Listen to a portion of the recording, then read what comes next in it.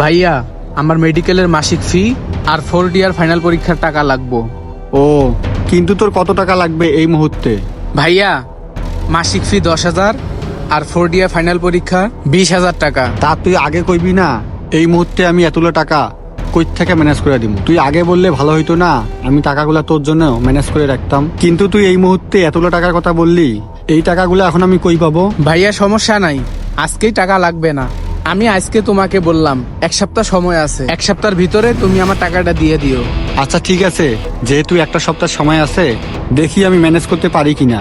আচ্ছা শোন, তুই একটা কাজ কর, ওইখানে একটা ভাই বসে আছে, তার কাছে গিয়ে তুই এই চাটা দিয়ে আয়, ধর। আচ্ছা ঠিক আছে ভাই। ভাই, এই নেন আপনার চা। ধন্যবাদ ভাইয়া, কিন্তু তুমি তোমার ভাইয়ের কাছে কিসের টাকা চাইলা?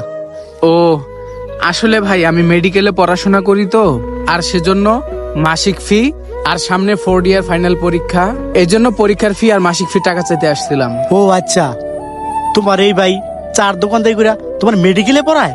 হ্যাঁ ভাই, ভাইয়া চায়ের দোকানদারি করে আমাকে প্রায় 3 বছরের মতো পড়াশোনা করাইলো। এই আর 1 সপ্তাহ পরে আমার 4th ইয়ার ফাইনাল পরীক্ষা। সামান্য এই চার দোকানদারি করে তোমার ভাই তোমার মেডিকেলে পড়ায়? মেডিকেল তো অনেক খরচ, কিভাবে দেয় তোমার ভাই? যে কেউ চালিয়ে কিন্তু মেডিকেলে পড়াশোনা করতে পারে না, মেডিকেলের অনেক খরচ। হ্যাঁ ভাই, আমার ভাইয়া আমার জন্য প্রচুর কষ্ট করে। এই যে আমি মেডিকেলে পড়াশোনা করতেছি, আমি যখন যেটা চাই, যখন আমার যত টাকা লাগে, চাওয়া মাত্রই আমাকে দিয়ে দেয়।